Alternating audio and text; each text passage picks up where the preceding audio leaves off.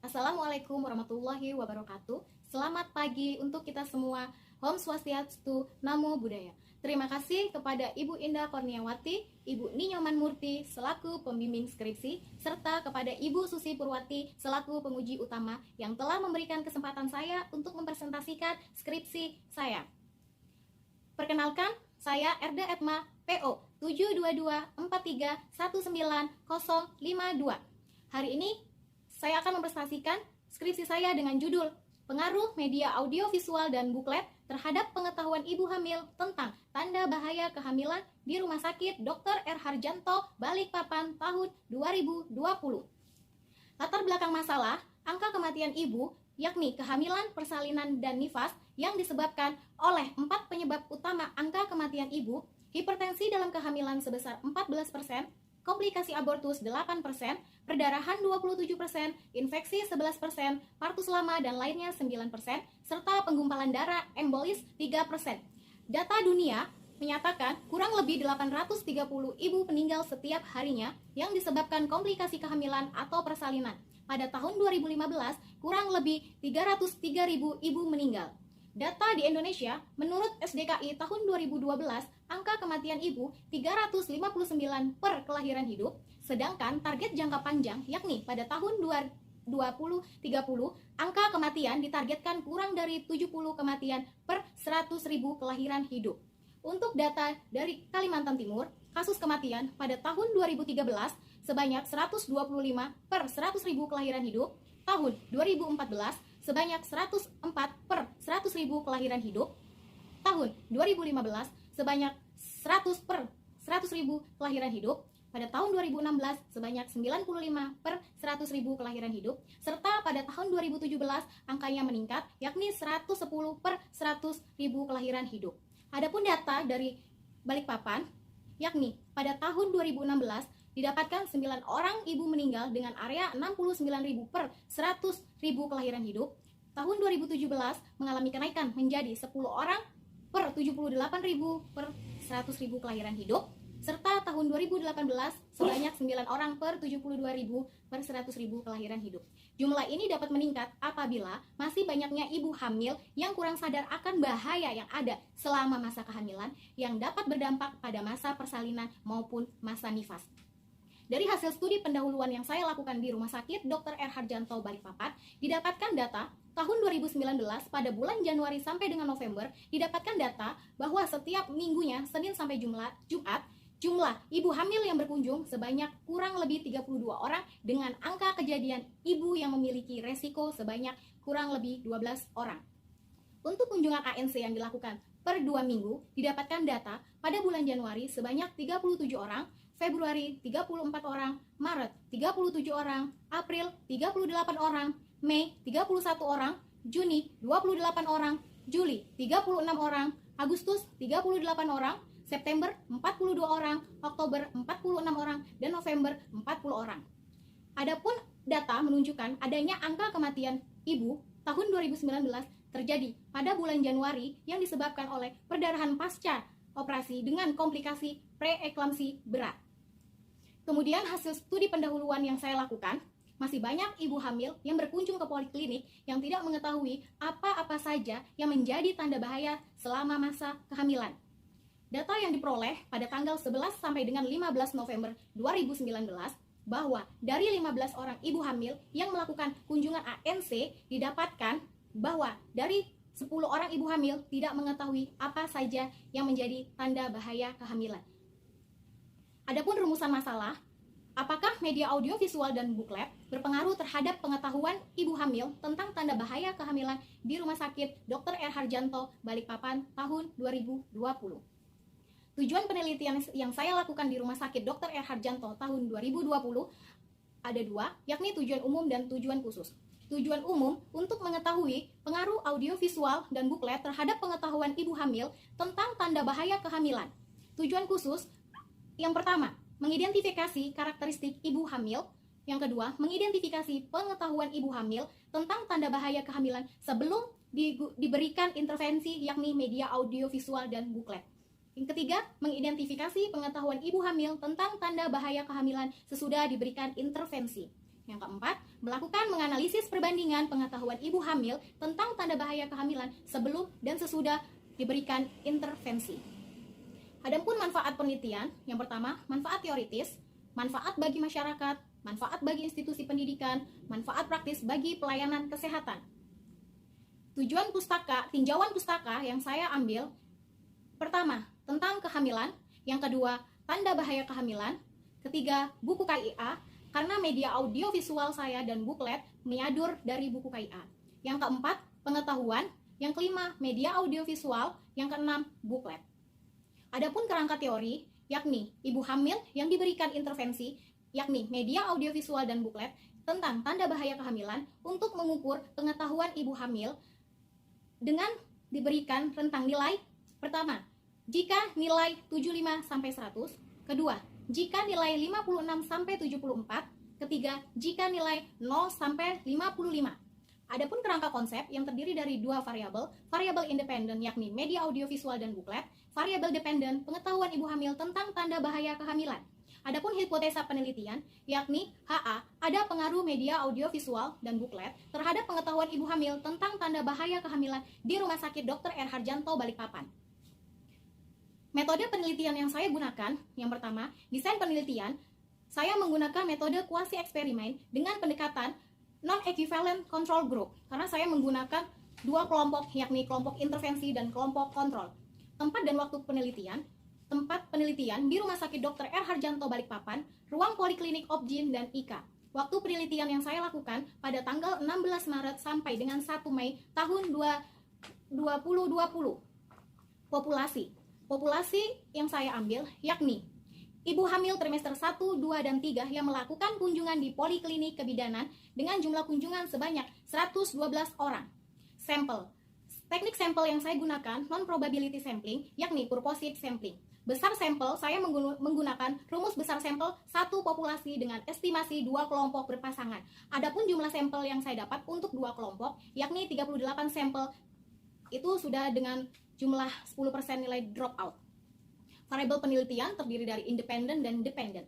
Untuk definisi operasional, untuk variabel independen, yakni media audio, visual, dan buklet, definisi operasionalnya, sarana yang digunakan dalam memberikan informasi pendidikan kesehatan kepada ibu meliputi pengertian, macam-macam tanda bahaya, pencegahan bahaya, deteksi dini tanda bahaya kehamilan dengan cara melihat dan mendengar melalui handphone, serta aplikasi Zoom yang berisikan 4-5 orang ibu hamil setiap sesi pertemuan, dan membaca buku selama di rumah, serta membawa secara bersamaan pada saat dilakukan telekonferensi. Alat ukur yang digunakan handphone dan buku mini. Cara ukur, melihat, mendengar, dan membaca.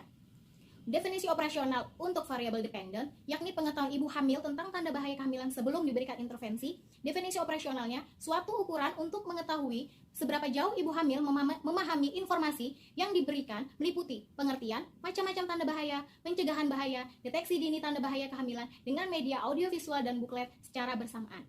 Alat ukur yang digunakan yakni kuesioner yang berisi 25 pertanyaan multiple choice. Alat ukur berupa angket dan Google Form.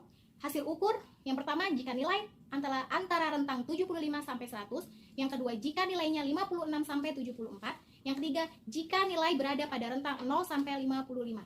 Skala ukur menggunakan interval. Untuk definisi operasional pengetahuan ibu hamil tentang tanda bahaya kehamilan setelah diberikan media audiovisual itu sama dengan definisi operasional pengetahuan sebelum diberikan media audiovisual. Alat ukur yang digunakan sama, kuesioner yang berisikan 25 pertanyaan, multiple choice, alat cara ukur, angket, dan Google Form. Hasil ukur yang pertama jika nilai 75 sampai 100, yang kedua jika nilai 56 sampai 74, yang ketiga jika nilai 0 sampai 55. Skala ukur interval. Instrumen penelitian yang digunakan yakni media audiovisual, buklet, dan angket. Untuk uji validitas dan reabilitas, uji validitas instrumen menggunakan rumus person, product, moment. Pengujian reabilitas instrumen dengan menggunakan rumus Alpha-Crombat, karena instrumen penelitian berbentuk angket dengan skala bertingkat atau interval. Teknik pengolahan data, editing, coding, data entry, tabulating, dan cleaning. Analisa data yang saya gunakan, untuk analisa data univariat, menggunakan distribusi frekuensi, mean, median, dan modus. Uji normalitas menggunakan rumus Shapiro-Wilks karena jumlah sampel kurang dari 50. Untuk analisa bivariat dengan uji statistis T berpasangan atau Paired t-test. Untuk hasil penelitian, untuk kelompok karakteristik responden, pada kriteria usia, pada kelompok intervensi, usia pada rentang 21 sampai 25 tahun dengan 42,1 dan pada kelompok kontrol dengan rentang usia 26 sampai 30, 31 sampai 35, 31,6% merupakan responden terbesar. Untuk kriteria suku antara kelompok intervensi dan kelompok kontrol, suku terbesar yakni suku Jawa sebanyak 68,4%. Untuk responden pada kelompok intervensi dan kelompok kontrol sama pendidikan terbesar yakni SMA sebanyak 52,6%. Untuk kriteria pekerjaan, kelompok intervensi dan kelompok kontrol, kriteria tidak bekerja merupakan kriteria terbesar yakni 68,4%. Pada kelompok intervensi, kriteria agama yang terbesar yakni agama Islam 89,5%, kelompok kontrol agama Islam sebanyak 94,7%. Uji normalitas menggunakan rumus Safer-Wicks karena kurang dari 50 sampel. Dari hasil pengelolaan SPSS, tidak diketahui bahwa hasil pretest dan posttest masing-masing kelompok memiliki nilai signifikan lebih dari 0,05, maka dapat disimpulkan kelompok data terdistribusi normal. Untuk analisa univariat, analisa pengetahuan ibu hamil tentang tanda bahaya kehamilan pada kelompok intervensi, yakni pengetahuan ibu post-intervensi dengan min 89,16, median 89, dan modus 90. Untuk analisa ibu hamil pada kelompok kontrol, mengukur variabel pengetahuan ibu pos pada kelompok kontrol dengan min 73,74, median 76, dan modus 76. Analisa bivariat pada kelompok intervensi, analisa pengetahuan ibu sebelum diberikan intervensi, yakni pada rentang nilai 0,0 sampai 55 sebanyak 31,6%, pada rentang 56 sampai 74 sebanyak 68,4% dengan total 100%. Kemudian analisa pengetahuan ibu sesudah diberikan intervensi yakni berada pada rentang nilai 75 sampai 100 yakni 100%. Analisa bivariat kelompok intervensi untuk menganalisis pengaruh media audiovisual dan buklet terhadap pengetahuan ibu hamil tentang tanda bahaya kehamilan di rumah sakit. Dari data pretest dan posttest menunjukkan adanya peningkatan pengetahuan ibu hamil tentang tanda bahaya kehamilan di rumah sakit Dr. R. Harjanto Balikpapan. Analisa yang dilakukan dengan uji SPSS Pirate Test menunjukkan hasil analisis nilai signifikan sebesar 0,000 atau p-value kurang dari 0,05. Dapat dikatakan bahwa terdapat hubungan yang signifikan antara pemberian media audiovisual dan buklet terhadap pengetahuan ibu hamil tentang tanda bahaya kehamilan. Untuk analisa bivariat kelompok kontrol, analisa pretest didapatkan hasil rentang nilai 0 sampai 55 10,5%, 56 sampai 74 89,5% dengan total 100%. Analisis posttest variabel untuk rentang nilai 56 sampai 74 47,4%, 75 sampai 100 52,6% dengan total 100%. Adapun analisis pengaruh pemberian leaflet yakni pada kelompok kontrol pada saat pretest dan posttest, hal tersebut menunjukkan adanya peningkatan pengetahuan ibu hamil tentang tanda bahaya kehamilan di Rumah Sakit Dr. R. Harjanto.